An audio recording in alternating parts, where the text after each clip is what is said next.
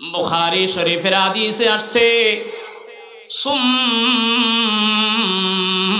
হুব্বিবাল খলা, আমার পয়গম্বর আমার পরওয়ারদিগারে আলম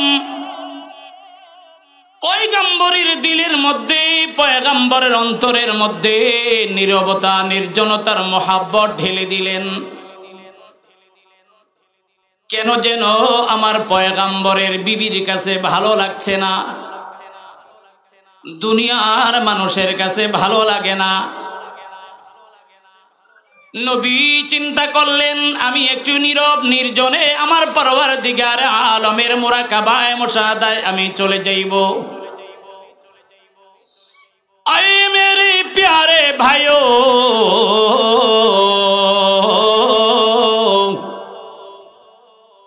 সরকারে দো আলম মক্কা থেকে 3 মাইল দূরে জাবালে নূর, নূর নামের পর্বতের চূড়ার দেশে একটা গুহা আছে যার নাম গারে হেরা। মক্কা থেকে 3 মাইল দূরে সমতল ভূমি থেকে মক্কার জাবালে নূরের চূড়া 5,500 ফিট উপরে গারে হেরা। এই গারে হেরাতে আমার পয়গম্বর চলে গেলেন, আল্লাহ পাকের ধ্যানে আল্লাহ পাকের মুরাকাবায় বসে গেলেন। নবী আমার মক্কা থেকে 3 মাইল দূরে জাবালে নূরের পর্বতের গুহা, যেটা জমিন থেকে 5,500 ফিট উপরে, জোরে বলেন আল্লাহু আকবার। দোস্ত, জমিনে সমতল ভূমিতে চলা বড় সহজ, কিন্তু খেজুর গাছ তাল গাছে ওটা বড় কঠিন। উপরের দিকে চড়া, উপরের দিকে আরোহণ করা বড় কঠিন। আমার পয়গম্বর মক্কা থেকে 3 মাইল দূরে জাবালে নূরের গারে হেরা পর্বতের, নূর নামক পর্বতের গারে হেরার মধ্যে গিয়া আমার পয়গম্বর আল্লাহ পাকের ধ্যানে বসে গেলেন। কখনো 2 দিন, কখনো 3 দিন, কখনো 4 দিন, কখনো 5 দিন থেকে আবার মা খাদিজার কাছে মক্কা নগরীতে আসতেন। কখনো মা খাদিজাতুল কুবরা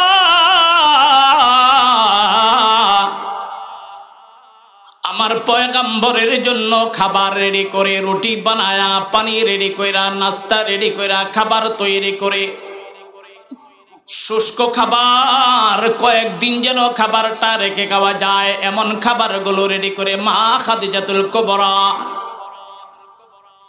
মক্কা থেকে 3 মাইল সমতল ভূমি পার হইয়া এই সমতল ভূমি থেকে 5,500 ফিট উপরের গারে হেরাতে গিয়া দিয়ে আসতেন। জোরে কোন সুবহানাল্লাহ।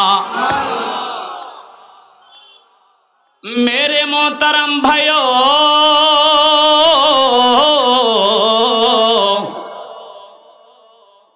ভালো করে বুঝবা, বর্তমান সৌদি গভর্নমেন্ট গারে হেরাতে ওঠার জন্য সুন্দর করে সিঁড়ির ব্যবস্থা করে দিয়েছেন।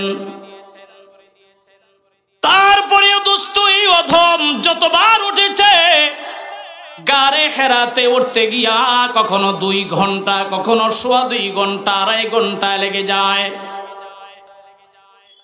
যত উপরে উঠবেন নিচের দিকে তাকাইলে মাথা ঘুরায়া সেন্সলেস হয়ে বেহুশ হয়ে পড়ে যাবেন। উপরে উঠলে নিচের গাড়িগুলো পিপিলিকার মতো ছোট আর খাটো মনে হয়। দোস্ত, এটা 1400 বছর পরের কথা বলছি। গারে হেরাতে চড়ার জন্য সিঁড়ির বন্দোবস্ত করেছেন আজকের গভর্নমেন্ট। কিন্তু মেরে মোহতারাম ভাইও, গারে হেরাতে আমার পয়গম্বর যখন চড়েছেন, মা খাদিজাতুল কুবরা যখন উঠেছেন, তখন তো দোস্ত সিঁড়ির বন্দোবস্ত ছিল না। আমার নবী যেহেতু নবী হচ্ছেন, নবুয়তি শক্তি দিয়া তিনি উঠছেন, এ ব্যাপারে আমার তোমার কোনো এশকাল নাই, বুঝার বাকি নাই, তিনি নবুয়তের শক্তি দিয়া উঠছেন। কিন্তু দোস্ত, বড় চিন্তার বিষয়, মা খাদিজা তিনি তো কোনো পয়গম্বর নন, খাদিজা কোনো নবী নন, মা খাদিজা কোনো ফেরেশতা নন, তিনি তো তোমার মতো আমার মতো একজন মানুষ ছিলেন। মক্কা থেকে 3 মাইল রাস্তা পায়ে হেঁটে এই সমতল ভূমি থেকে 5,500 ফিট উপরের রাস্তা পাথর দিয়ে বেয়ে বেয়ে গারে হেরাতে ওঠে আমার পয়গম্বরের কাছে যায়া খাবার পৌঁছায়া দিতেন। ও যুবক, ভালো করে শোনো, আজকের বর্তমান পরিস্থিতি আর সিচুয়েশন, বর্তমান প্রেক্ষাপটে আমাদের বুবিদের, আমাদের বোনদের বর্তমান হিসাব ধরলে কোনো কাজে নাই। আমাদের মা, আমাদের নানি, আমাদের দাদিদের তুলনায় বর্তমান আমাদের বিবিদের কাম আছে? কোনো কাজ আছে? এটির কাজ কয়? আমাদের দাদি নানিরা, এমনকি আমাদের মারা এই ধান নিজের হাতে নিত, ফের এই ধানকে সিদ্ধ করত, ফের এই ধানকে শুকাইতো, ফের এই ধানকে ঢেকিতে বারাবাইন্দা চাল তৈরি করত, সেই চাল রান্না করে সন্ধ্যাবেলা শ্বশুর শাশুড়ি স্বামী হাজবেন্ড সবাইকে খাওয়াইতো। মরিচের গুঁড়া, হলুদের গুঁড়া, ধনে পাতার গুঁড়া, দুনিয়ার যত আটার গুঁড়া থেকে নিয়ে ডালের গুঁড়া পর্যন্ত সব পাটাতে পিষতে হতো, কোনো বিকল্প ব্যবস্থা ছিল না। সারাদিন সারা রাত কাজ করত। এত কষ্ট করার পরেও ওই সময়ে বিবিরা স্বামীদেরকে আব্দুল কাদের জিলানী মনে করত। আর এখনকার তথাকথিত অনেক পরিবারে স্ত্রীরা তার স্বামীকে কর্মচারী মনে করে। দরসখন মুখফি মানাম চোবয়ে গোল দরবর্গে গোল, দরসখন মুখফি মানাম চোবয়ে গোল দরবর্গে গোল, হর কে দিদান মাইলে দারাদ দরসখন বিনদ মরা। আমাদের বাংলাদেশে পাওয়া যায় কিনা জানি না, আমি তায়েফে দেখছি এরকম 3 ইঞ্চি লম্বা 2 ইঞ্চি মোটা এরকম মরিচ, একজনের 3টা মরিচ খাইলেও মুখে তেমন ঝাল লাগে না। আর আমাদের বাংলাদেশে ফরিদপুরে কিছু মরিচ হয়। আমার গত 4 দিনে ফরিদপুর মাহফিল ছিল, তো ওই ফরিদপুরের একটা মরিচ আছে মাত্র 1 ইঞ্চি লম্বা বা 1.5 ইঞ্চি লম্বা। এই একটা মরিচ খাইতে 3 জন মানুষের কাম লাগে। মরিচটা ছোট কিন্তু ঝাল, কথা কয় না, মরিচ ছোট কিন্তু ঝাল। আর ওই চায়নার মরিচ দেখতে অনেক বড় কিন্তু কামের কাম কিছুই না। আমি যে সূরাটা তেলাওয়াত করেছি, এই সূরাটা দেখতে ছোট দেখা যায়। আমার পয়গম্বরের জীবনের সবচেয়ে দুঃসময়ের, আমার পয়গম্বরের চতুর্দিক থেকে একটার পরে একটা মুসিবত আসতে আসতে আসতে আসতে গোটা জিন্দেগিটাকে যেন একটা কোণঠাসা হওয়ার মতো, জীবন যেন তিক্ত বিরক্ত কষ্টের মহাসাগরে যেন নিপতিত।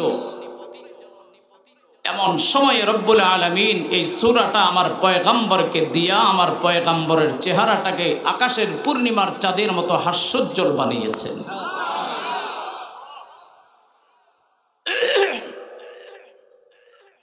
আল্লাহ তাআলার একটা নিজাম আছে। আল্লাহ পাকের নিজাম হলো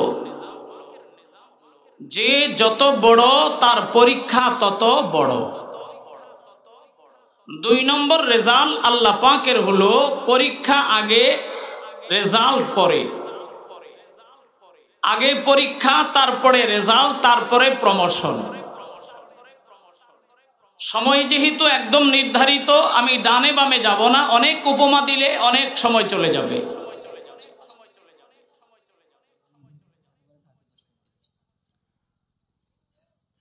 আল্লাহ পাকের নিজাম দেখেন, হযরত ইব্রাহিম আলাইহিস সালাম আল্লাহর অনেক প্রিয় মানুষ। আল্লাহ তাআলা পরীক্ষা করতে চাইলেন ইব্রাহিম তার জীবনকে মহব্বত করে না তার মালিককে প্যার করে। চলো আগুনে জীবন দাও। ইব্রাহিম প্রমাণ করলেন ইব্রাহিম জীবনকে প্যার করে না, জীবনের মালিককে প্যার করে। বুঝেন নাই কথা? ইব্রাহিম জীবনকে প্যার করে না, জীবনের মালিক যিনি, জীবনের মালিককে আরো জোরে বলেন, কুল ইন্না সলাতি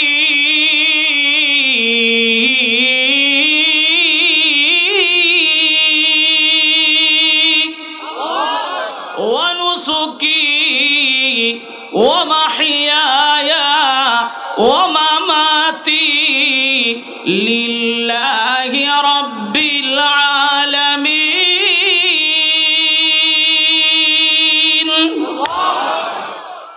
ইব্রাহিম আলাইহিস সালাম বলতেছেন, আমি আমার জীবনকে পরোয়া করি না, আমার জীবনটা যিনি দিয়েছেন তাকে পরোয়া করি, আমার জীবনকে প্যার করি না, জীবনের মালিক যিনি আমার আল্লাহ আমি তাকে প্যার করি। তাই নমরুদের আগুনে ঝাঁপ দিতে 1 মিনিটও তিনি দেরি করেন না। চিল্লে বলেন সুবহানাল্লাহ। 110 বৎসর বয়সে ইসমাঈলকে পেয়েছেন। রব্বে করিমের পক্ষ থেকে ইঙ্গিত হলো, দেশ ছাড়েন, সন্তানকে জনশূন্য মানব শূন্য এলাকায় নির্বাসনে পাঠান, আপনি ফের আবার সিরিয়ায় চলে যান। একবার বললেন না যে আল্লাহ আমার ছেলেটা এখানে থাকবে কি করে, ঘর নাই, বাড়ি নাই, পানি নাই, খাওয়া নাই, মানুষ নাই, মানব শূন্য এলাকা, মানুষ বাঁচার কোনো উপকরণ তো নাই। একবার তিনি বলেন নাই, বাস আল্লাহ পাকের উপরে তাওয়াক্কুল করে রেখে গেছেন। মেরে মোহতারাম ভাই, সব মানুষকে আল্লাহ তাআলা জন্মের পরে পরীক্ষা দেন। সরকারে দো আলম হাবিবে কিবরিয়া নবী দো জাহা জনাবে মুহাম্মদ রাসূলুল্লাহ সাল্লাল্লাহু আলাইহি ওয়াসাল্লামকে আল্লাহ তাআলা জন্মের আগ থেকে পরীক্ষা দেওয়া আরম্ভ করেছেন। কেন? যে আল্লাহ পাকের কাছে সর্বাধিক প্রিয় ব্যক্তিত্ব, সবচেয়ে বেশি আদরের মানুষ তো একটা। খুব ভালো করে বুঝার চেষ্টা করবেন। শেখ সাদী রহমাতুল্লাহ আলাইহি বলছেন, যেই ছেলে 2টা মেয়ের সঙ্গে প্রেম করে ওই ছেলে বাটপার।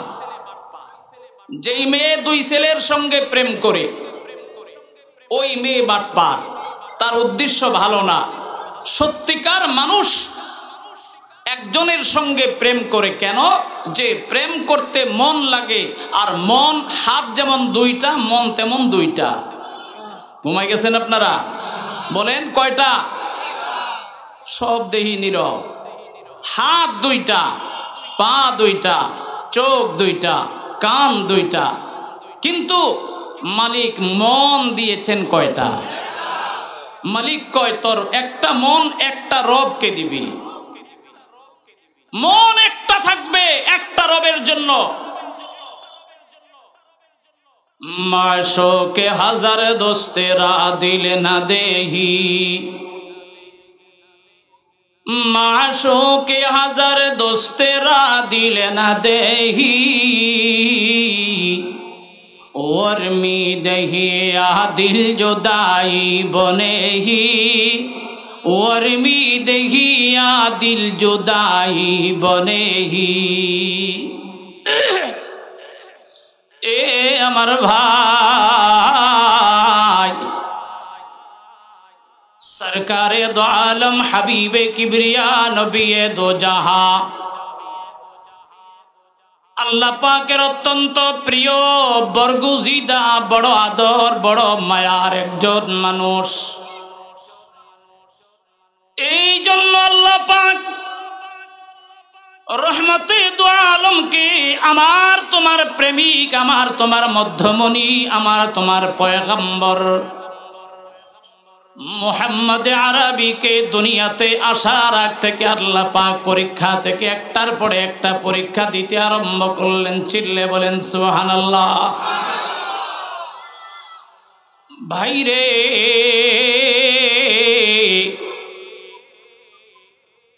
আমি বিস্তারিত বিবরণ বলবো না, পরীক্ষার শিরোনামটি আপনাদেরকে শোনাই।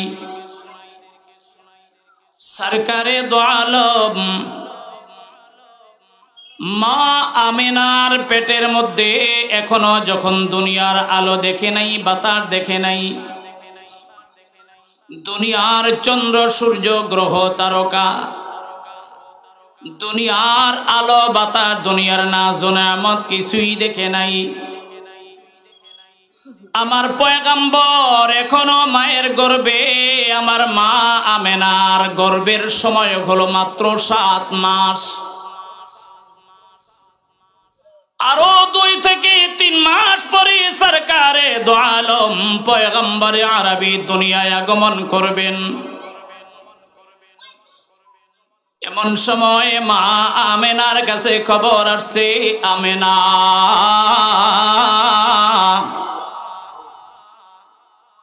যদিও তোমার সুখের সময় সামনে, আনন্দের সময় সামনে,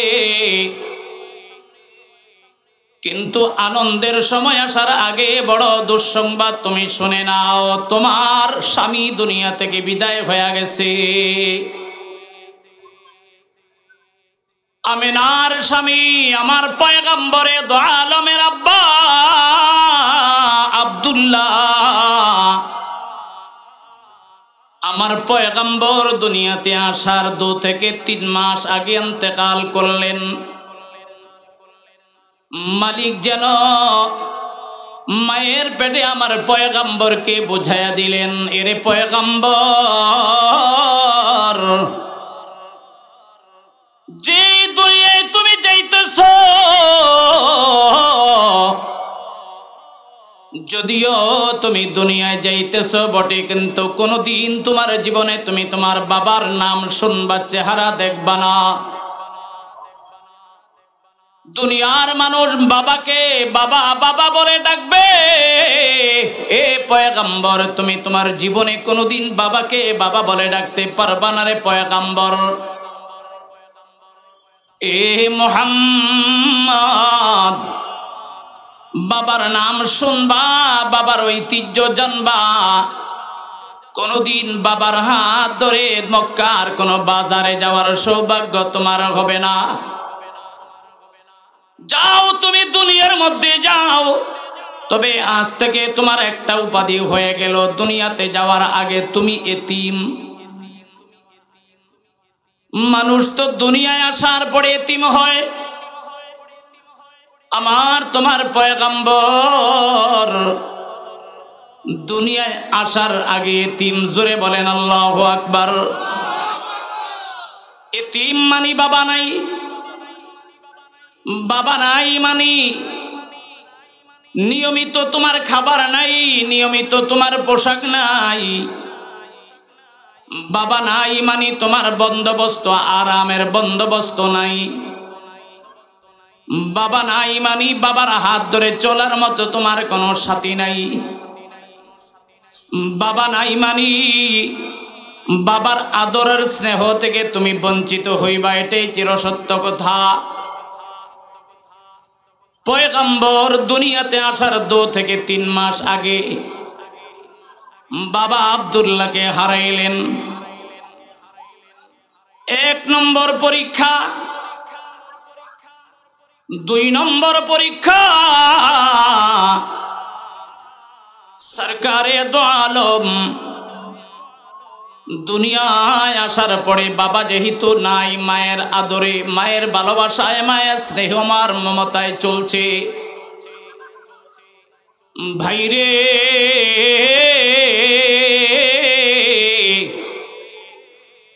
পয়গম্বরের বয়স যখন মাত্র 4 বছর। কত? জোরে বলেন। পয়গম্বরের বয়স যখন 4 বছর, মা আমিনা দুনিয়া থেকে চলে গেলেন। রব যেন জানাই দিতে চান, হে পয়গম্বর,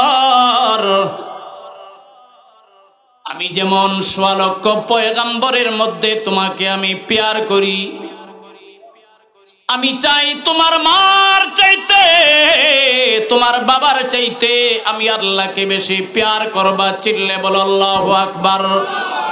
আরো জোরে বলো। রব যেন বলতে চান, আমি যেন 1.25 লক্ষ পয়গম্বরের মধ্যে তোমাকে আমার আপন বানাইলাম, 1.25 লক্ষ পয়গম্বরের মধ্যে তোমাকে আমি শ্রেষ্ঠত্বের চেয়ারে বসাইলাম, 1.25 লক্ষ পয়গম্বরের মধ্যে আমি তোমাকে বেশি প্যার করলাম, মোহাব্বত করলাম। এ মুহাম্মদ, দুনিয়ায় যদি তোমার বাবা থাকে, বাবার কাছে তোমার ভালোবাসা ভাগ হয়ে যাবে। মা যদি থাকে রে, ভালোবাসাটা তোমার ভাগ হয়ে যাবে রে। আমি চাই আমি যেমন তোমাকে নিখুঁত, নির্ভুল, নির্বেজাল, নিখাত মোহাব্বত করি রে পয়গম্বর মুহাম্মদ। জন্মের আগে বাবা নিলাম, জন্মের 4 বছরের মাথায় মা নিয়ে তোমাকে চিরয়তীম বানাইলাম। তোমার চেহারা বাবার মা থেকে ফিরায়া আমি তোমার চেহারার হৃদয়ের ভালোবাসাটা আমি আরো সুয়ালার দিকে মোতাওয়াজ্জো করলাম। দেখলেন মালিকের পরীক্ষা। বলেন তো কয় নম্বর পরীক্ষা চলছে? মনোযোগ গেছে গা আপনাদের? মনোযোগ আছে? কয় নম্বর? 2 নম্বর। জন্মের আগে বাবা হারাইলেন, জন্মের পরে মা হারাইলেন মাত্র 4 বছর বয়সে।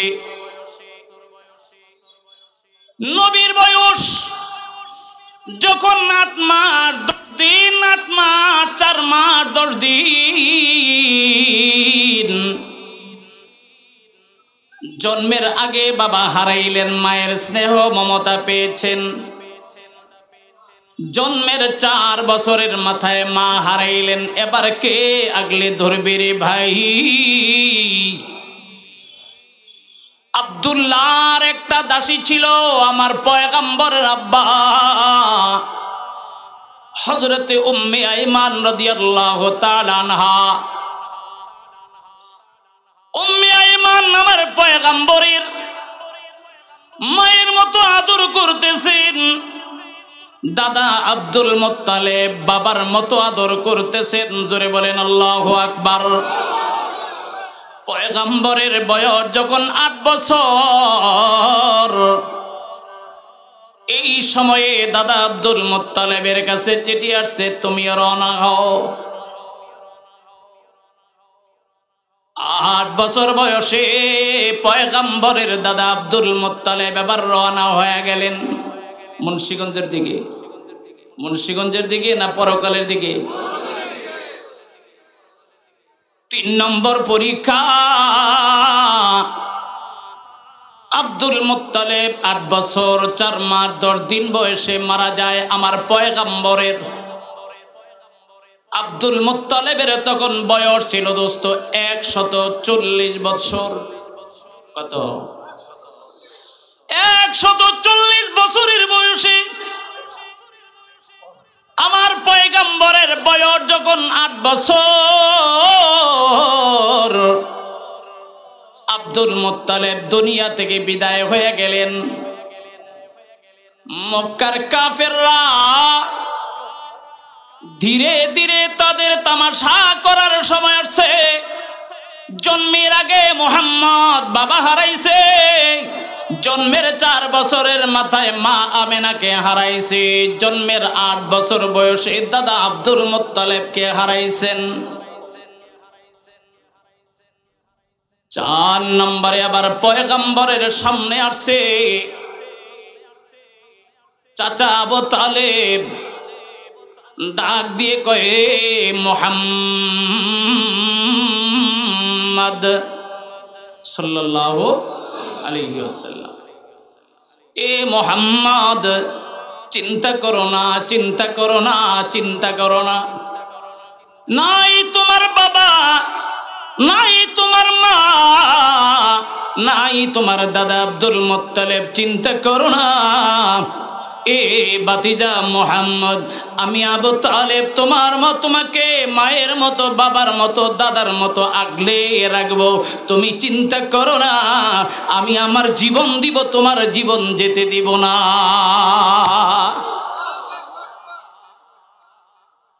চলছে আব্দুল মুত্তালিব। মেরে মোহতারাম ভাইও, আমার পয়গম্বরের বয়স যখন মাত্র 25 বছর, বলেন তো কত? মনোযোগ আছে? কত? 25 বছর আমার পয়গম্বরের চাচা আবু তালেবকে ডাক দিয়া কয়, চাচা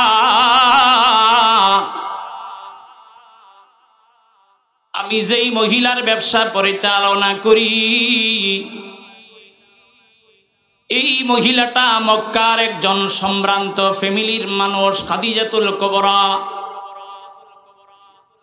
খাদিজা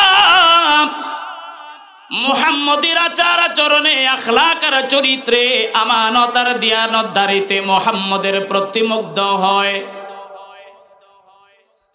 মুহাম্মদের কাছে বিয়ের প্রস্তাব পাঠায়।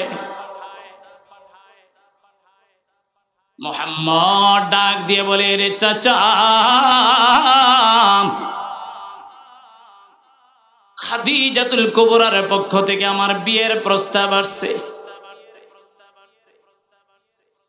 চাচা আবু তালেব ডাক দিয়া কয়ে, রে মুহাম্মদ, তুমি বুঝো নাই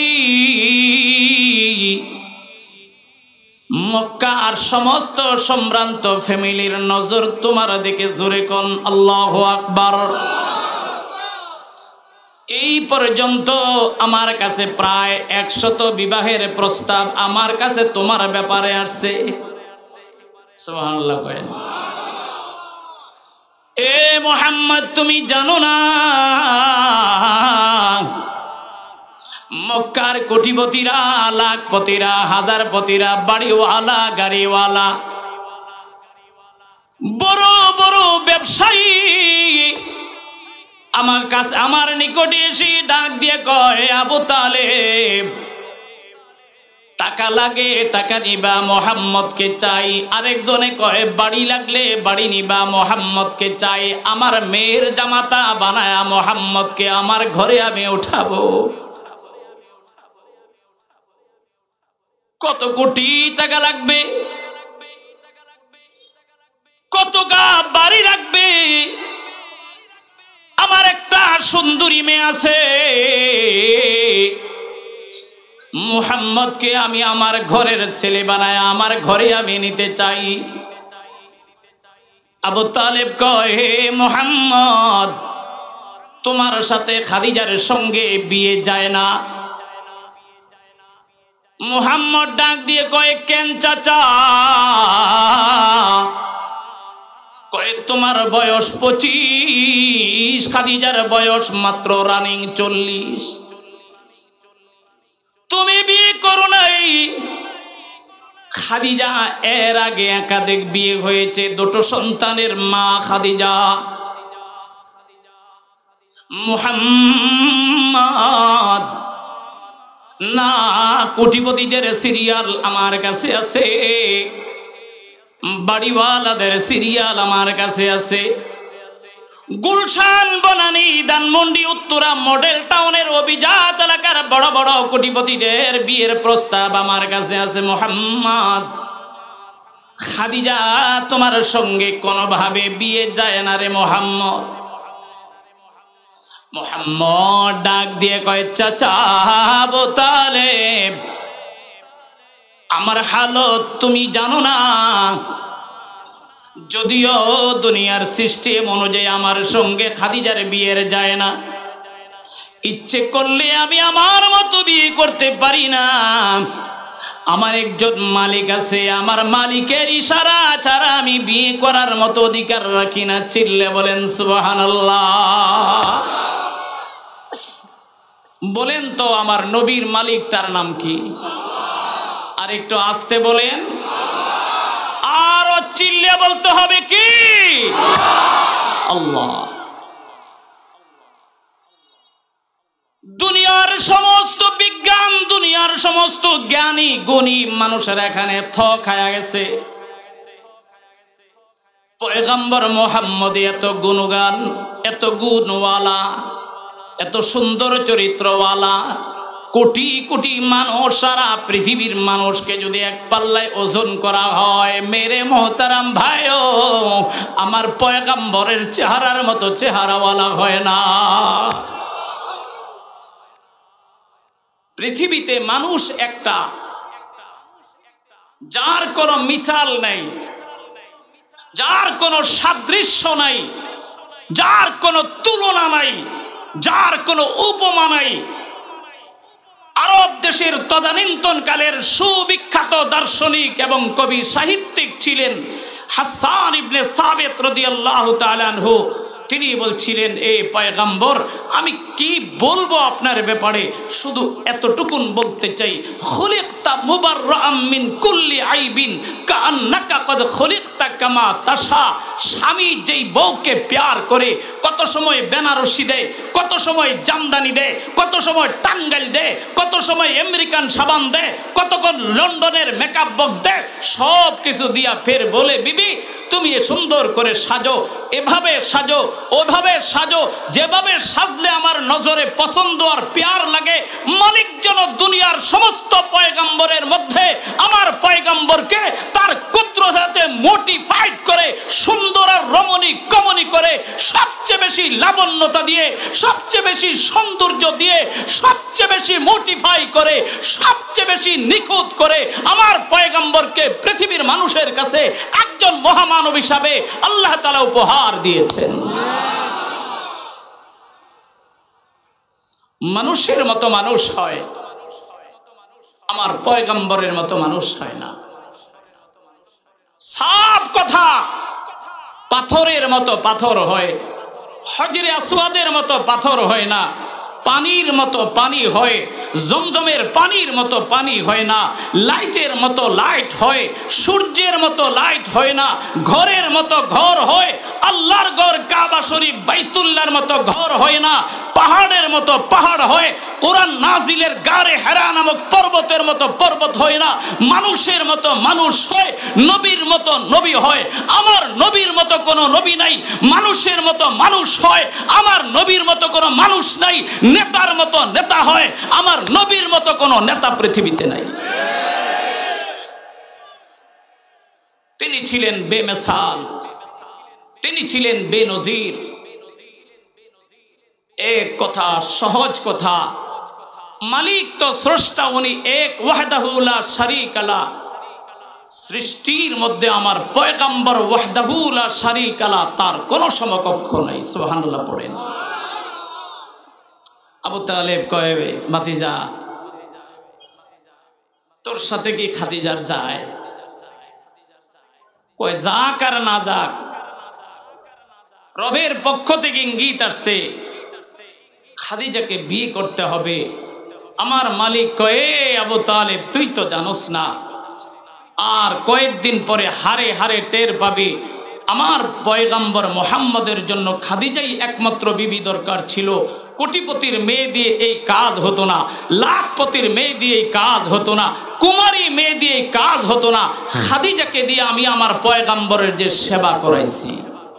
সুবহানাল্লাহ কয় না? এবার আমি বুখারী শরীফের একটা হাদিস শোনাবো। তার আগে আপনাদের মনোযোগ আসেনি? জোরে বলেন আছে? ওই ঘুমায়া বয়ান শুনলে কিন্তু হইব না। মেরাজের চাঁদ, জীবনের এটা শেষ মেরাজও হতে পারে। আমি যে সূরাটা তিলাওয়াত করেছি, এই সূরাটা এমন একটা সময় দিয়েছে, তার প্রাসঙ্গিক কিছু কথা আমি আপনাদেরকে শোনাচ্ছি। তার আগে কয়েকবার জিকির করেন লা ইলাহা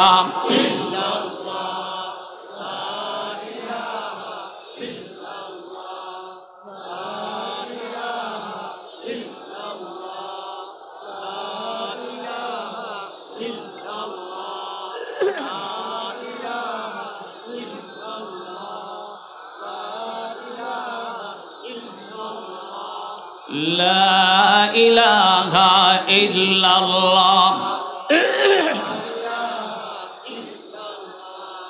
লা ইলাহা ইল্লাল্লাহ মুহাম্মাদুর রাসূলুল্লাহ সাল্লাল্লাহু আলাইহি ওয়াসাল্লাম।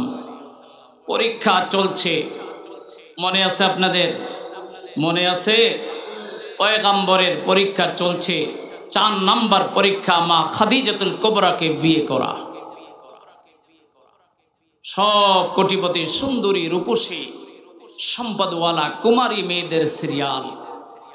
কারণ পয়গম্বরের চেহারায়, পয়গম্বর তো হয় নাই এখনো, আনুষ্ঠানিক পয়গম্বর আরো 15 বছর পরে, কিন্তু যে দেখে তার চেহারা পাগল না হয়ে পারে না। সুবহানাল্লাহ পড়েন। जमाले हुस्न यूसुफ पर फ़क़त आशिक़े ज़ुलैख़ा थी और तुम्हारे रोए रोशन पर फ़िदा सारी खुदाई है। अम्मा जान आयशा बोलेन, अरे मिशरेर महिलारा ঈসু আলাইহিস সালামের সৌন্দর্য দেখে হাত কর্তন করেছে।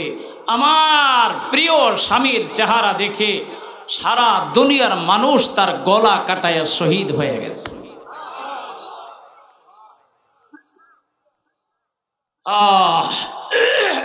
চলছে, মা খাদিজার সঙ্গে বিয়ে হয়ে গেল, আবু তালেব বিয়া পড়াই দিলেন। চলেন 4 নম্বর পরীক্ষা, খাদিজার সঙ্গে বিয়ে হলো, তার একটা হিকমত শোনাই আপনাদেরকে। সরকারে দো আলমের বয়স 39 পুরা হয়া 40 রানী। বুখারী শরীফের হাদিসে আসছে, সুম্মা হুব্বিবাল খলা। আমার পয়গম্বর, আমার পরওয়ারদিগারে আলম পয়গম্বরের দিলের মধ্যে, পয়গম্বরের অন্তরের মধ্যে নীরবতা, নির্জনতার মহাব্বত ঢেলে দিলেন। কেন যেন আমার পয়গম্বরের বিবির কাছে ভালো লাগছে না, দুনিয়ার মানুষের কাছে ভালো লাগে না। নবী চিন্তা করলেন, আমি একটু নীরব নির্জনে আমার পরওয়ারদিগার আলমের মুরাকাবায় মুশাহাদায় আমি চলে যাইব। আয় মেরে প্যারে ভাইও,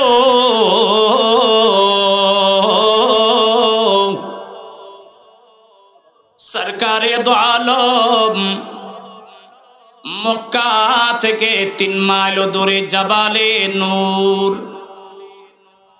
নূর নামের পর্বতের চূড়ার দেশে একটা গুহা আছে যার নাম গারে হেরা। মক্কা থেকে 3 মাইল দূরে সমতল ভূমি থেকে মক্কার জাবালে নূরের চূড়া 5,500 ফিট উপরে গারে হেরা। এই গারে হেরাতে আমার পয়গম্বর চলে গেলেন, আল্লাহ পাকের ধ্যানে, আল্লাহ পাকের মুরাকাবায় বসে গেলেন। নবী আমার মক্কা থেকে 3 মাইল দূরে জাবালে নূরের পর্বতের গুহা, যেটা জমিন থেকে 5,500 ফিট উপরে। জোরে বলেন আল্লাহু আকবার।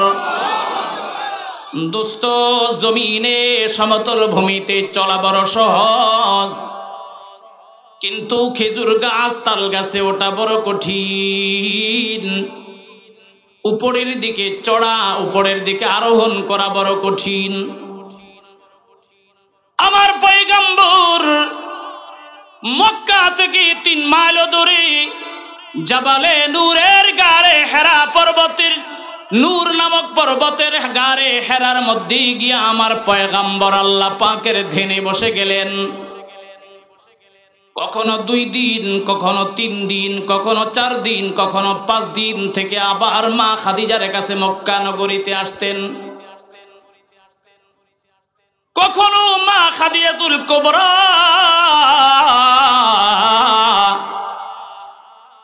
আমার পয়গাম্বরের জন্য খাবার রেডি করে, রুটি বানায়া, পানি রেডি কইরা, নাস্তা রেডি কইরা, খাবার তৈরি করে, শুষ্ক খাবার কয়েকদিন যেন খাবারটা রেখে খাওয়া যায় এমন খাবারগুলো রেডি করে মা খাদিজাতুল কুবরা মক্কা থেকে 3 মাইল সমতল ভূমি পার হইয়া এই সমতল ভূমি থেকে 5,500 ফিট উপরের গারে হেরাতে গিয়া দিয়ে আসতেন। জোরে কোন সুবহানাল্লাহ। মেরে মোহতারাম ভাইও,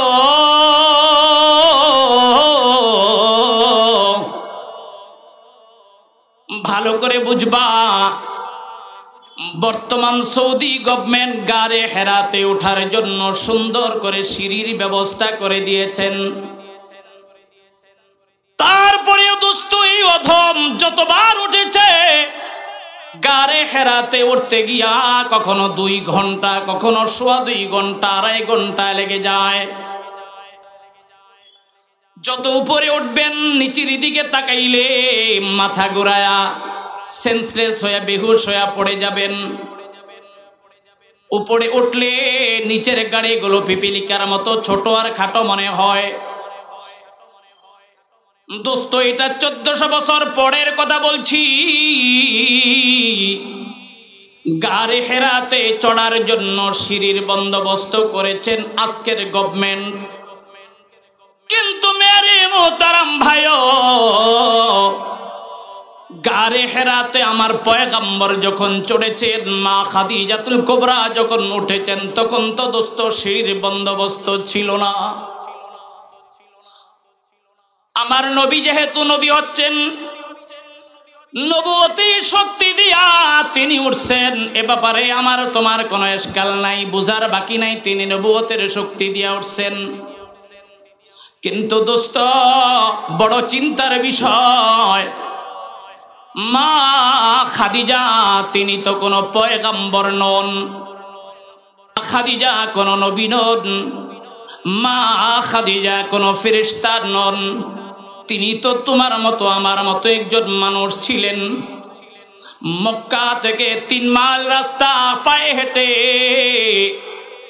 এই সমতল ভূমি থেকে 5,500 ফিট উপরের রাস্তা পাথর দিয়ে বেয়ে বেয়ে গারে হেরাতে উঠে আমার পয়গম্বরের কাছে যায়া খাবার পৌঁছায়া দিতেন। ও যুবক, ভালো করে শোনো, আজকের বর্তমান পরিস্থিতি আর সিচুয়েশন, বর্তমান প্রেক্ষাপটে আমাদের বুবিদের, আমাদের বোনদের বর্তমান হিসাব ধরলে কোনো কাজে নাই। আমাদের মা, আমাদের নানি, আমাদের দাদিদের তুলনায় বর্তমান আমাদের বিবিদের কাম আছে? কোনো কাজ আছে? এটিরে কাজ কয়? আমাদের দাদি নানিরা, এমনকি আমাদের মারা এই ধান নিজের হাতে নিত, ফের এই ধানকে সিদ্ধ করত, ফের এই ধানকে শুকাইতো, ফের এই ধানকে ঢেকিতে বারাবাইন্দা চাল তৈরি করত, সেই চাল রান্না করে সন্ধ্যাবেলা শ্বশুর শাশুড়ি স্বামী হাজবেন্ড সবাইকে খাওয়াইতো। মরিচের গুঁড়া, হলুদের গুঁড়া, ধনে পাতার গুঁড়া, দুনিয়ার যত আটার গুঁড়া থেকে নিয়ে ডালের গুঁড়া পর্যন্ত সব পাটাতে পিষতে হতো। কোনো বিকল্প ব্যবস্থা ছিল না, সারাদিন সারা রাত কাজ করত। এত কষ্ট করার পরেও ওই সময়ে বিবিরা স্বামীদেরকে আব্দুল কাদের জিলানি মনে করত, আর এখনকার তথাকথিত অনেক পরিবারে স্ত্রীরা তার স্বামীকে কর্মচারী মনে করে। সেদিন গত বছর খানেক আগে আমার মাহফিল ছিল গাজীপুর। আব্দুল্লাহ গ্যাস পাম্পে মাগরিবের নামাজ পড়লাম। আব্দুল্লাহপুরে নামাজটা পড়া গাড়িতে উঠবো, এর ভিতরে দেখলাম খুব হ্যান্ডসাম, খুব শিক্ষিত, খুব ডিজিটাল জমানার যুবক আর যুবতী। তবে যুবকের কোলে একটা নবজাতক শিশু বাচ্চা। আমি নিশ্চিত ধারণা করলাম হাজব্যান্ড ওয়াইফ হবে। রিক্সা থেকে নামলো, মহিলা ডাক দিয়া কয়, সাগর ভাড়াটা দিয়া দাও, আমার কাছে টাকা নাই। সাগর মনে হইল ওর মনে হয় কর্মচারী, দোকানের কর্মচারী। আসলে কি কর্মচারী? জোরে বলে কি? স্বামী। ভোটার আইডি কার্ড কোন বছর করলো মনে আছে আপনাদের? 2008-এ। এই ভোটার আইডি কার্ড আমি সূত্রাপুরে যখন করি, আমার সামনের সিরিয়াল ছিল একজন বুড়ি মহিলা, যিনি নিবন্ধন করছে, রেজিস্ট্রেশন করছে। জিজ্ঞাসা করছে, খালাম্মা আপনার নাম কি? কয় আমার নাম ফুলবানু। কয় আপনার স্বামীর নাম কি? মহিলা চুপ করে রয়েছে। আবার কয়, খালাম্মা বলেন তাড়াতাড়ি আপনার স্বামীর নাম কি? আবার চুপ করে রয়েছে। এ খালাম্মা আপনার স্বামীর নাম জানেন না, বলেন না। তো খালাম্মায় তার লগে নাতিটা আছে, নাতিটারে ডাক দেখো, এ তুই কত দাদার নাম না। ও দোস্ত, তখনকার মহিলারা স্বামীর নাম নেওয়া শিরকিকে যতটা কবিরা গুনাহ মনে করেছে, মদ খাওয়া যতটা কবিরা গুনাহ মনে করেছে। তখনকার মানুষগুলি অনেক শিক্ষিত ছিল না, অনেক পড়ালেখা ছিল না, অনেক আধুনিক ছিল না, অনেক ডিজিটাল ছিল না, অনেক বড় সম্ভ্রান্ত ফ্যামিলির ছিল না। পান্তা ভাতার মরিচ পোড়া দিয়ে 3 থাল খাইত, কিন্তু স্বামীকে আব্দুল কাদের জিলানির চাইতে বেশি দামি দিত। নিজের মুখ দিয়ে নিজের স্বামীর নাম নেওয়া এটা বড় অপরাধ। এইটা ছিল তখনকার মহিলাদের ভিতরে। বিদায় এই গোলবানু কয়, নাতি তোর দাদার নাম তুই কো, আমি বলতে পারবো না। দোস্ত, এই হালত যতদিন ছিল, দাম্পত্য জীবনটা দুনিয়ার জীবন ছিল জান্নাতে জীবন। আর যেদিন থেকে স্বামী বলেছে, বিবি 1 গ্লাস পানি দাও, বিবি কয় তোমার পানি তুমি নিয়ে খাও। বিবি ভাত দাও, পেটে ক্ষুধা লাগছে, তোমারটা তুমি নিয়ে খাও। বিবি গো মশায় দৌড়ায়, জলদি করে মশারি টানাও, তোমার মশারি তুমি টানাও। এই প্রতিযোগিতা যখন কামের ভিতরে চলে আসছে, সেদিন থেকে ইসলামও গেছে, শান্তিও গেছে। বললাম কথা। ও মেরে মোহতারাম ভাইও, মা খাদিজাতুল কুবরা মক্কার সম্ভ্রান্ত ফ্যামিলির মেয়ে, কোটি কোটি কোটি কোটি টাকার সম্পদের মালিক মা খাদিজা। একবার এই কথা বলে না, এ স্বামী আমার কি ঠেকা লাগছে? আমি গম জব মেশিনে পেষবো, ফের রুটি বানাবো, ফের রুটি বানায় আর সবজি রান্না কইরা বস্তার ভিতরে প্যাকেট কইরা 3 মাইল রাস্তা পায়ে হাইটা, তারপরে পাহাড়ের পাথর বেয়ে বেয়ে 5,500 ফিট উপরে তোমার কাছে আমি দৈনিক একবার করে খাবার দিয়া যাব, আমি কি তোমার কর্মচারী? মা খাদিজা জীবনে এই কথা বলেন নাই, বরঞ্চ মা খাদিজা মনে করেছেন আমার জন্য সবচেয়ে বড় সৌভাগ্য এই মর্মে যে আমি মুহাম্মদের মতো একটা যুবকের সেবা করতে পেরেছি। মালিক তো জানে মক্কার সম্ভ্রান্ত ফ্যামিলির কোটিপতি কুমারী মেয়েদেরকে যদি নবীকে বিয়ে করে দেওয়া হয়, হয়তো বা একদাস নাও হতে পারে। এই জন্য আমার পয়গাম্বরের মাল নাই, খাদিজার মাল আছে। দেখেন আমার রব্বে কারিমের কুফুটা কত সুন্দর, সুবহানাল্লাহ পড়বেন না? মালিক কয়ে মুহাম্মদ তোর বাবা নাই, কোন কোন ক্ষেত্রে খাদিজা তোর বাবার মুরব্বির দায়িত্ব পালন করবে। এ মুহাম্মদ তোর মা নাই, এই খাদিজা তোর মায়ের মতো সেবা করবে। কোন কোন ক্ষেত্রে তোর বিবি নাই, খাদিজা তোর বিবির কাছেও আসবে, বিবি দিয়ে তোর যে জরুরত সেটাও পড়া হবে, মায়ের সোহাগার ভালোবাসা সেটাও পাবি, বাবার মুরব্বিয়ানা পরামর্শ সেটাও খাদিজার মাধ্যমে তুই পাবি। ও দোস্ত, আরবিতে একটা কথা আছে, সালিল মুজাররিব ওয়ালা তাসআল আনিল হাকিম। অনেক ক্ষেত্রে শিক্ষিত মানুষের চাইতে অভিজ্ঞ মানুষের দাম বেশি। ঘুমাই গেছেন আপনারা? শিক্ষিত মানুষের চাইতে অভিজ্ঞতার দাম বেশি। অনেক ক্ষেত্রে একজন উকিল পড়াশোনা কইরা এই পরিমাণ কৌশল বোঝে না, একজন গ্রাম্য মাতবর নিরক্ষর নাম লিখতে 3টা কলম ভাঙ্গার পরেও নামের প্রথম অক্ষরটা লিখতে পারে না। কিন্তু একজন গ্রাম্য মাতবরের কলা কৌশল দেখলে একজন ব্যারিস্টার পর্যন্ত থোকায়া যায়। ব্যারিস্টারের শিক্ষা আছে আর গ্রাম্য মাতবরের অভিজ্ঞতা আছে। মা খাদিজাতুল কুবরার বিয়ে হয়েছে আগে দুটো, ঠিক আছে, কিন্তু মা খাদিজাতুল কুবরাকে আল্লাহ যে জ্ঞান দান করেছেন, যে অভিজ্ঞতা দান করেছেন, এটা পৃথিবীর বেমিসাল এবং বেনজির। চিল্লে বলতে হবে মারহাবা। 3 মাস আমার পয়গম্বর আসেন যান, মা খাদিজা আসেন এবং যান। একবার বলেন না পয়গম্বর, আমার তো রুহুটা বাইরে যায় উঠতে। দোস্ত, আমরা পুরুষ মানুষ, আপনারা এখানে মুন্সিগঞ্জের মানুষ তো আল্লাহর রহমতে সম্পদশালী, সবাই গেছে কম বেশি। আমি আপনাদেরকে অনুরোধ করব, যারা 40-এর নিচে আছেন, যদি হজে বা উমরায় যান, সৌদি আরবের এখনো 1450 বছর আগের অকৃত্রিম,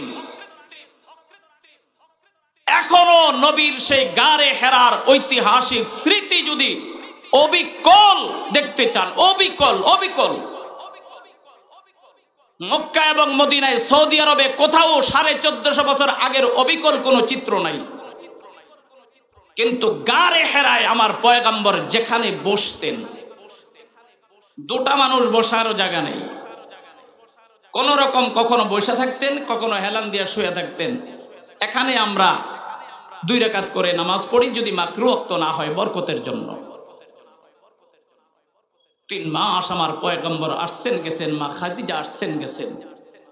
একবার বলেন নাই, নবী গো, আমি তো অস্থির হয়ে গেলাম, আমার তো মেরুদণ্ডের হাড্ডি বাঁকা হয়ে যাইতেছে, আমি 40 ঊর্ধ্ব বয়স্কা একজন মহিলা। নবীর যখন 40 বছর, মা খাদিজার বয়স তো মাত্র 55। ঘুমায় গেছেন আপনারা? নবীর বয়স যখন 40, আমার আম্মা জান খাদিজাতুল কুবরার বয়স তখন মাত্র 55 বছর বয়সে আমাদের দেশের মহিলা তো আম্বু জাম্বু হয়ে যায়।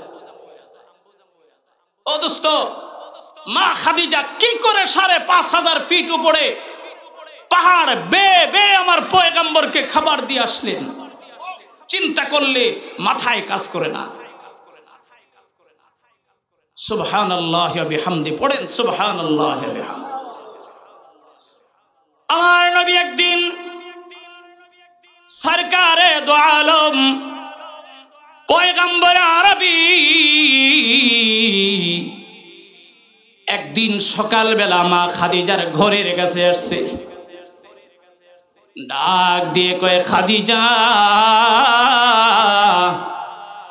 এ খাদিজা, জাম্মিলুনি জাম্মিলুনি, এ খাদিজা,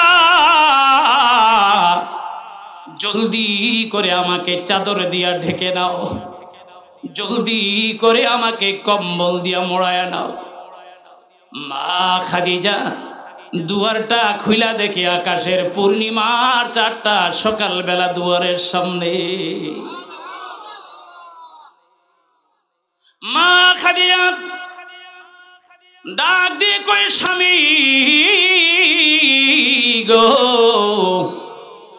জানতে বড় ইচ্ছে হয় তোমার কি হয়েছে।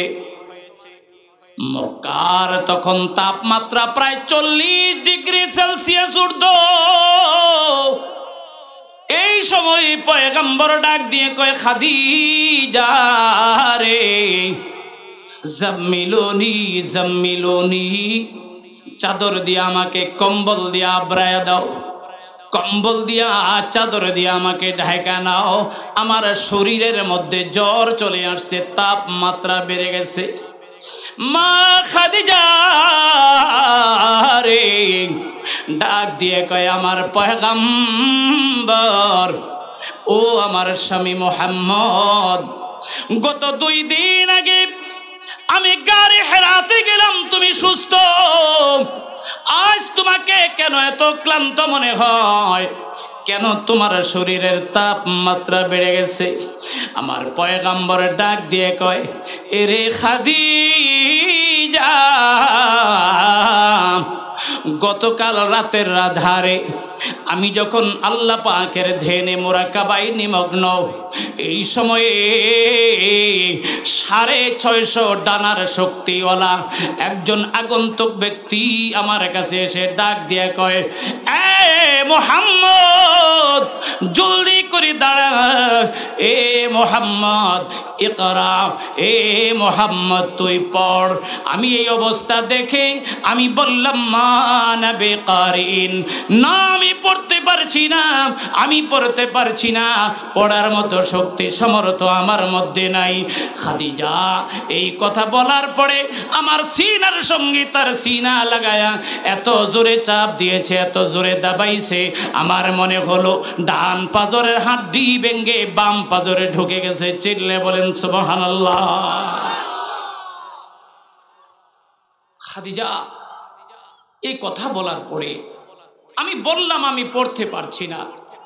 প্রথমবার দাবাইলেন, আবার দ্বিতীয়বার দাবাইলেন, তৃতীয়বার আমাকে এমন শক্তি দিয়া দাবাইলেন যেমন ভরা কলসি থেকে জগের ভিতরে গ্লাসের ভিতরে পানি ডালার সময় গল গল গল গল করে আওয়াজ হয়।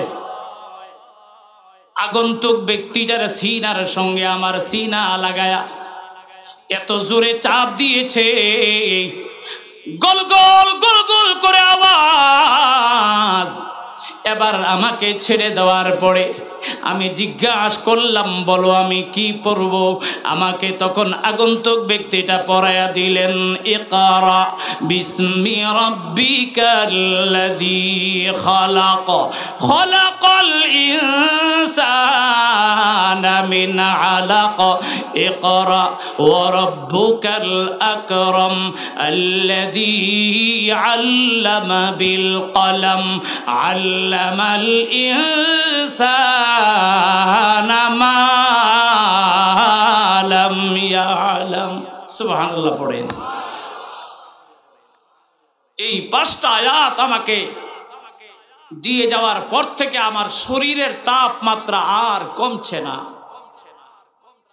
এই জন্য বলছি আমাকে জলদি করে চাদর দিয়ে ঢেকে দাও, কম্বল দিয়ে আমাকে আবরিয়ে দাও। ও আমার প্রিয় ভাই, এবার এই পয়েন্টের কথাটা মনোযোগ দিয়ে শুনো। মা খাদিজা আমার পয়গম্বরের এই কথা শোনার পরে আমার পয়গম্বরকে ডাক দিয়া এমন একটা কথা বলেছিলেন, যেই কথাটা অভিজ্ঞ মানুষের ছাড়া কেউ বলতে পারে না। ওই যে একটু আগে বলেছিলাম, মা খাদিজা একজন বিবি হিসাবে অনেক সময় কাজ করে, আবার কোন কোন সময় টিচারের মতো মুরব্বীর মতো দায়িত্ব পালন করে। সুবহানাল্লাহ পড়েন। মা খাদিজা আমার পয়গম্বরকে ডাক দিয়ে বলেন, এ মুহাম্মদ, ওয়াল্লাহি লা ইউখজিকাল্লাহু আবাদা। আজীব তামাশা। ও মেরে মোহতারাম ভাইও, আপনাদের মনোযোগ আছে? জোরে বলেন আসেনি? নবী তো এখনো আনুষ্ঠানিক পয়গাম্বর হয় নাই, আল্লাহর দাওয়াত ও তাবলীগের আওয়াজ তো এখন আরম্ভ হয় নাই। তার আগে মা খাদিজাতুল কুবরা বলছেন, ওয়াল্লাহি লা ইউখজিকাল্লাহু আবাদা। এ মুহাম্মদ, এ স্বামী, আপনি বিচলিত হইয়েন না, অধৈর্য হইয়েন না, ভয় পাবেন না, বেসবর হবেন না। ওয়াল্লাহি লা ইউখজিকাল্লাহু আবাদা, আল্লাহর কসম করে বলছি, আল্লাহ পাক কশিন কালো আপনাকে আল্লাহ তাআলা বেইজ্জতি করবেন না, জিল্লতি করবেন না, অপমানিত করবেন না, অবহেলিত করবেন না। আমার কাছে ডকুমেন্টস আছে, আমার কাছে দলিল আছে, আল্লাহ পাক আপনাকে পেরেশানি করবেন না। চিল্লে বলেন সুবহানাল্লাহ। দেখলেন এই পেরেশানির অবস্থায় মা খাদিজা কিভাবে পয়গম্বরকে প্রবোধ দিচ্ছেন। কিভাবে আমার পয়গম্বরকে হিম্মত দিতেছেন সাহস বাড়াবার জন্য। মা খাদিজা ডাক দিয়া কয়ে, এ পয়গম্বর, কেন জানেন আপনাকে আল্লাহ তাআলা বেইজ্জতি করবেন না? এক নম্বর, ইন্নাকা লা তাসিলুর রেহমা, এই জন্য জীবনে আপনি কোনোদিন কোনো মানুষের সঙ্গে খারাপ ব্যবহার করেন নাই। আর একটু জোরে বলেন। আপনার জীবনটা এমন ছিল, কেউ গালি দিলে আপনি তাকে ভাই বলে আসছেন, কেউ গালি দিলে আপনি তার সঙ্গে হসন সুলুক করেছেন, ভালো আচরণ করে চলে আসছেন। ইন্নাকা লা তাসিলুর রেহমা, আপনি আত্মীয় স্বজনের হক, আপনি প্রতিবেশীর হক, আপনি বড়র হক, আপনি ছোটর হক, আপনি ধনীর হক, আপনি গরিবের হক, আপনি নেতার হক, আপনি নেত্রীর হক, সর্বস্তরের মানুষের সঙ্গে সুষম সম্পর্ক রেখেছেন, ভালো আচরণ করেছেন, আপনার কোনো শত্রু নাই।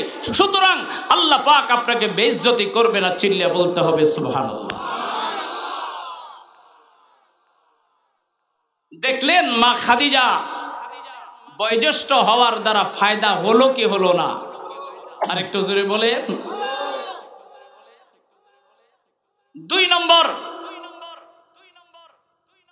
ওয়া তাহমিলুল কাল্লা, আপনার তো স্বভাব অসুস্থ রোগী বুড়া বুড়িদের বোঝা আপনি আপনার মাথায় বহন করে তাদের গন্তব্য পর্যন্ত পৌঁছে দিয়ে আসেন। ও তাকসিবুল মাদুমা, আয় নাই, রোজগার নাই, অসুস্থতার কারণে যারা ইনকাম করতে পারে না, রোজগার করতে পারে না, আপনি কষ্ট করে দিন মজুরি করে ইনকাম করে টাকা তাদের ঘরে পৌঁছে দিয়ে আসে। ও তুইনু আলা মান নাওয়াইবিল হক, হকের জন্য যারা কাজ করে, সত্যের জন্য, ইসলামের জন্য যারা কাজ করে, আপনি নিবেদিতভাবে তাদেরকে সাহায্য করে থাকেন। আমার ভাই, চলল পঞ্চম নম্বরের পরীক্ষা। চলেন আমি আমার বয়ান শেষ পর্যায়ে চলে আসছি। হুজুর আসছে। সরকারে দো আলম এই আনুষ্ঠানিকভাবে নবুয়তি পাওয়ার পরে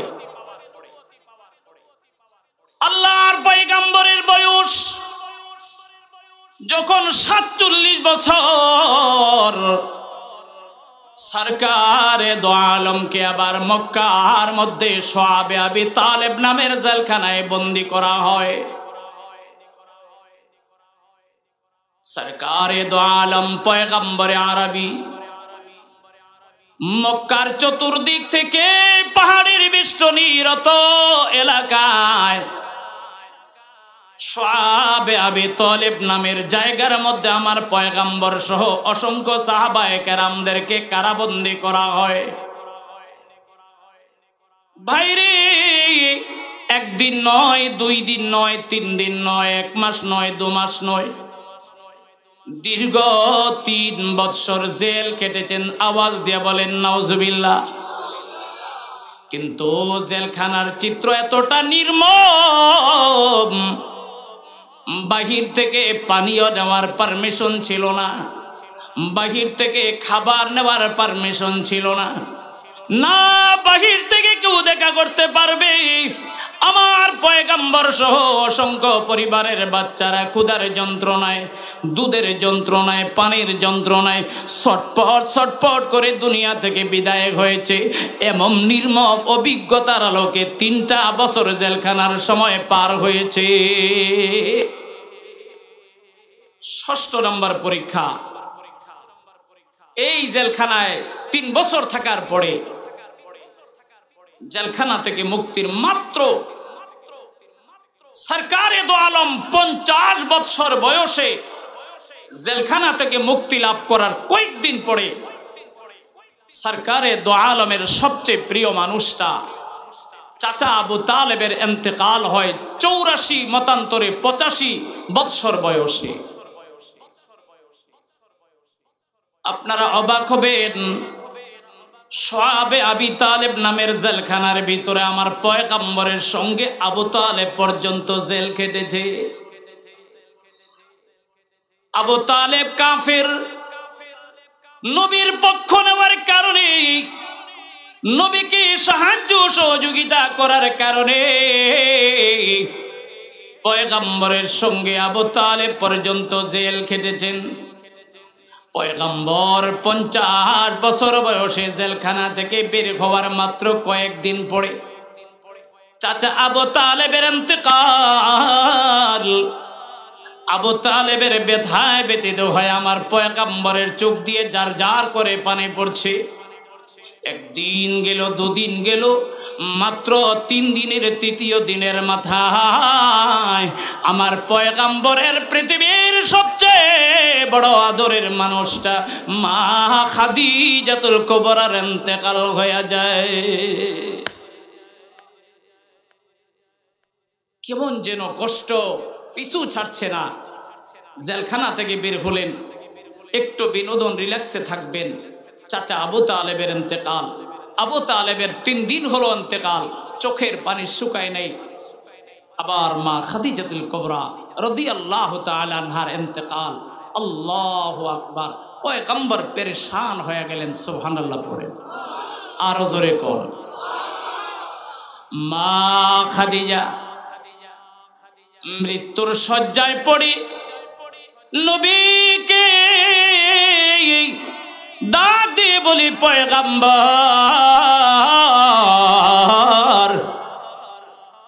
নামাজের বিধান এখন আসে নাই, রোজার বিধান আসে নাই, হজের বিধান আসে নাই। এরে পয়গম্বর আমার তো জীবনের কোনো আমল নেই, আমি পরপারে রওনা হয়েছি। এরে পয়গম্বর আমার ইন্তেকালের পরে আমার একটা আবদার তোমার কাছে রে পয়গম্বর, তুমি তোমার হাতে সুন্দর করে কবরস্থ আমাকে করবা, আমাকে তুমি কাফন দাফন পড়াইবা, আর কাফনের কাপড়ের মধ্যে আমি খাদিজা কবরের মধ্যে জানি না মুনকার নাকির সুয়ালের জবাব দিতে পারবো কিনা। এরে মুহাম্মদ তুমি তো জানো রে আমার দুনিয়ার সব সহায় সম্পদ আমি আল্লাহর রাস্তায় তোমার ভালোবাসায় পড়ে দিয়েছিলাম। এ মুহাম্মদ আমি যখন মারা যাইব, আমি মারা যাওয়ার পরে আমার কাফনের কাপড়ের মধ্যে তোমার ব্যবহারিত একটা জুব্বা দিয়া দিও। চিল্লিয়া বলেন সুবহানাল্লাহ। তোমার একটা জুব্বা দিয়া দিও। যদি আল্লাহ মেহেরবানি করে কবরের সুয়াল জবাবটা সহজ করে একটু পড়বেন সুবহানাল্লাহ। আর একটু জোরে। পয়গম্বর 7ম নম্বরে চিন্তা করলেন আর ভালো লাগে না।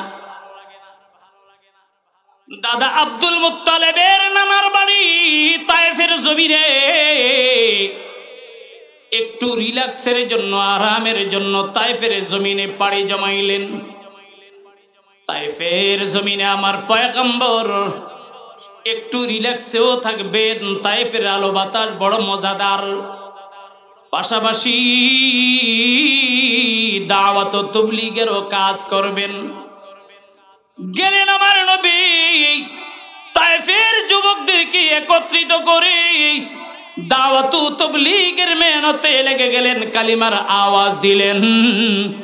আমার নবীর কালিমার আওয়াজ পায়াম তায়েফের যুবকেরা মনে হয় নিশা খেয়ে মাতাল হয়ে গেছে।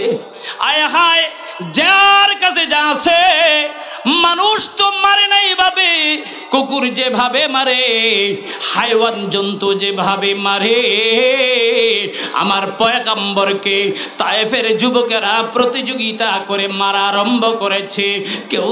কেউ জুতা দিয়া বাড়ি দেয়, কেউ লাঠি দিয়া বাড়ি দেয়, কেউ বা আবার পাথর দিয়া ঢিল মারে। কে পারে বেশি মারিতে করিয়া পাল্লা, মদিনার বুলবুল নবী রাসূলুল্লাহ। আল্লাহু আকবার। যুবকদের মায়ের খায়া সরকারে দো আলম পাশে একটা আঙ্গুরের বাগান ছিল। এই আঙ্গুরের বাগানে নিজের হেফাজতের জন্য চলে গেলেন।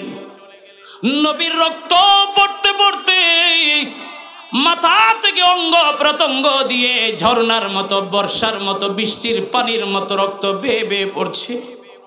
ওই আঙ্গুরের বাগানের মধ্যে গিয়ে বসে। ওই আঙ্গুরের বাগানের একজন দারোয়ান ছিল, তার নাম আদ্দাস। নবী ডাক দিয়ে কয়, তোর নাম কি?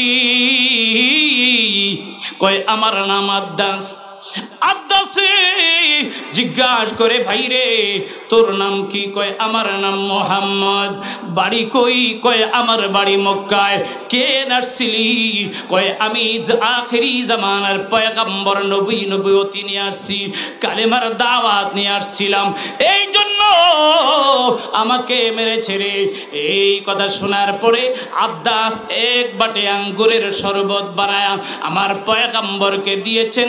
আমার পয়গম্বর পান করেছেন আর দোয়া করেছেন, এ মালিক, আদ্দাস নামের ছেলেটা, যুবকটা আমাকে দুঃসময়ে এক গ্লাস শরবত খাওয়াইছে। এ আল্লাহ, তায়েফের জমিনের মধ্যে তার কাছে তুমি কালেমা আগে দিয়া দিও। ইতিহাসের পাতায় লেখা হয়, তায়েফের জমিনের মধ্যে সর্বপ্রথম যুবক যে মুসলমান হয়েছে তিনি হলেন হযরতে আদ্দাস রাদিয়াল্লাহু তাআলা আনহু। আইজো তায়েফে গেলে আপনারা দেখবেন বড় করে মসজিদের উপরে লেখা, মসজিদে আদ্দাস রাদিয়াল্লাহু তাআলা আনহু। ওই আঙ্গুরের বাগানটা যেখানে ছিল, কালের বিবর্তনে ওই জায়গায় আল্লাহর ঘর মসজিদ নির্মাণ হয়েছে। চিল্লা বলেন আল্লাহু আকবার। এবার প্রিয় ভাই, নবী ৭ম নম্বরের ওই যে জন্মের আগে পরীক্ষার সিরিয়াল বলেছিলাম, মনে আছে?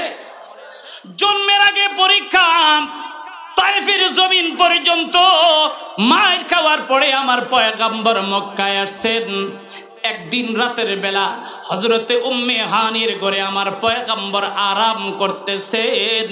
পয়গম্বর উম্মে হানির ঘরে, কোন কোন বর্ণনায় হাতিমে কাবার মধ্যে যদি উম্মে হানির ঘরে হয়, আমার পয়গম্বর আরাম করতেছেন।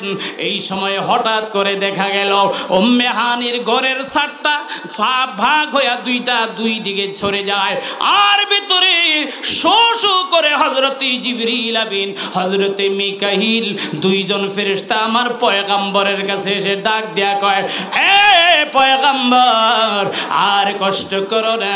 তুমি পরীক্ষা দিতে দিতে, ক্লাস 1 থেকে নিয়ে দিতে দিতে বিসিএস পর্যন্ত সমস্ত পরীক্ষাগুলিতে শুধু 100 নয় 110 নাম্বার পায়া তুমি উত্তীর্ণ হয়েছ। আর তোমাকে নীরবে নির্জনে থাকা লাগবে না, একাকিত্বে থাকা লাগবে না রে পয়গম্বর। এরে পয়গম্বর, আজকে আল্লাহ পাক তোমাকে এমন একটা উপহার দিবেন, যেই উপহারটা ১৬ লক্ষ পয়গম্বরকে দেয় নাই, যেই উপহারটা ইব্রাহিম খলিলকে দেয় নাই, যেই কোন নবীকে দেয় নাই। আল্লাহ পাক আমাকে পাঠাইছে, আমরা দুইজনে তোমাকে আল্লাহ পাকের বাড়ি আরশে আজিমে নিয়ে যাওয়ার জন্য। এই শুরু হলো পরীক্ষা দিতে দিতে, এই রেজাল্ট আসছে মাত্র। একটু আওয়াজ দিয়ে বলবেন সুবহানাল্লাহ। ফলক पर शोरे बर पार रसूलुल्लाह ते আল্লাহু আকবার। জিবরিল কে ডেকে আল্লাহ বলে, জিবরিল, আমার নবী পরীক্ষা দিতে দিতে কষ্ট করতে করতে করতে করতে আর কষ্ট দেওয়া যায় না। প্রিয় সহধর্মিনী হারাইছে, প্রিয় চাচা আবু তালেবকে হারাইছে, মা আমেনাকে হারাইছে, বাবা আব্দুল্লাহকে হারাইছে। তায়েফের জমিনে মায়ের খেয়েছে। সোহাবে আবি তালেব জেলখানার মধ্যে 3 বছর জেল কেটেছে। এ জিবরিল, যা আমার পয়গম্বরকে বল, আমার বাড়িতে আমার পয়গম্বরকে নিয়ে আয়, আমি আমার পয়গম্বরের সঙ্গে একান্তভাবে খুশ গল্প করব। চিল্লে বলেন সুবহানাল্লাহ। এই শুরু হলো আজকে রাতের ঐতিহাসিক ঘটনা। আমি আর এই ঐতিহাসিক ঘটনার ভিতরে ঢুকবো না। চলেন, আজকে রাতের বলছিলাম উপহার দিয়েছেন কয়টা? 5টা। হুজুর আসছে? বলছিলাম কয়টা? সরকারে দো আলম এবার আল্লাহর বাড়িতে রওনা করলেন। লম্বা ঘটনা, বাহিরে মেহরাজের ঘটনা বিবেক দিয়ে চিন্তা করলে কাম হবে না, যুক্তি দিয়া চিন্তা করলে কাজ হবে না, ডাক্তার আর বিজ্ঞানের কথা মতো চিন্তা করলে কাজ হবে না। মেরাজের পুরা ঘটনা আল্লাহ পাকের কুদরতের বহিঃপ্রকাশ, আর পুরা মেরাজটা আল্লাহ পাকের পক্ষ থেকে আমার পয়গাম্বরের জন্য স্পেশাল হাদিয়া।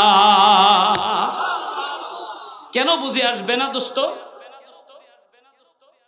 ভাই কথা বলবেন না, কেন বুঝে আসবে না? ছোট্ট করে আমি বলছি, দুনিয়ার কোন মানুষ, দুনিয়ার কোন বিজ্ঞান কারোর ব্রেনে ধরার কথা না। কেন জানে? ছোট্ট করে আমি নোক্তাটা আপনাদেরকে শোনাই। বিজ্ঞান বলে আকাশ এবং জমিনের মধ্যখানে একটা গ্রহ আছে, গ্রহটার নাম হলো কোয়াসার। বলেন এই গ্রহটার নাম কি? কোয়াসার। এই কুয়াশার গ্রহটা কোথায়? এটা এই কুয়াশার গ্রহে যেতে সময় লাগবে কতটুকুন? দেখেন আজকের এই যে বিদ্যুতের গতি হচ্ছে পার সেকেন্ড 2,86,000 মাইল, মানে 3 লক্ষ কিলোমিটার। এই বিদ্যুতের গতি, বিদ্যুতের গতি 3 লক্ষ কিলোমিটার। যদি কিয়ামতের আগে এমন কোন বাহন আবিষ্কার হয় যেই বাহনের গতি আজকে পর্যন্ত সবচেয়ে দ্রুত গতি বিশিষ্ট বাহনের নাম হচ্ছে রকেট, ঘন্টায় 14,000 মাইল চলে। কিয়ামতের আগে এমন কোন বাহন যদি আবিষ্কার হয় যে বাহনের গতি হচ্ছে কত কিলোমিটার? 3 লক্ষ কিলোমিটার। এই 3 লক্ষ কিলোমিটার গতি বিশিষ্ট কোন বাহনে চড়ে বসলে ওই বাহন দিয়ে কুয়াশার গ্রহে যেতে সময় লাগবে 1,000 কোটি বছর। আর একটু জোরে বলেন, আরো জোরে বলেন। 1,000 কোটি বছর যদি যেতে লাগে, এবার বিজ্ঞান বলে দুনিয়ার জমিন থেকে কুয়াশার গ্রহ পর্যন্ত দূরত্ব যতটুকুন, কুয়াশার গ্রহ থেকে প্রথম আকাশের নিচের অংশ পর্যন্ত দূরত্ব ততটুকুন। তার মানে দুনিয়ার জমিন থেকে আকাশ পর্যন্ত যেতে সময় লাগবে বিজ্ঞানের কথা অনুযায়ী 2,000 কোটি বছর। এবার প্রথম আকাশ থেকে যদি দ্বিতীয় আকাশে যেতে 2,000 কোটি বছর সময় লাগে, এমন 7টা আকাশ পাড়ি দিতে সময় লাগবে 14,000 কোটি বছর। সুবহানাল্লাহ পড়েন। মেরে মোহতারাম ভাইও, আমাদের আজকের এই মাহফিলের মধ্যমণি, আমাদের সকলের প্রিয় ব্যক্তিত্ব, আমাদের সকলের অত্যন্ত শ্রদ্ধাভাজন মুরব্বী আল্লামা মুফতি নজরুল ইসলাম কাসেমি হাফিজাহুল্লাহ, আল্লাহ তাআলা হযরতের আমলে নেক হায়াতে বরকত দান করে, বলেন আমিন। হযরত ইতিমধ্যে চলে আসছেন। আমি আর আমার আলোচনাটাকে সেদিকে নিলাম না। সূরা কাউসারের তাফসীরটা আজকে অবশিষ্ট থাকলো। আল্লাহ তাআলা আমাদেরকে কবুল করে, বলেন আমিন। ওয়া আখিরু দাওয়ানা আনিল হামদুলিল্লাহি রাব্বিল আলামিন। ঢাকা মাহফিল, সুস্থ সমাজ গড়ার বিপ্লবী চেতনায়।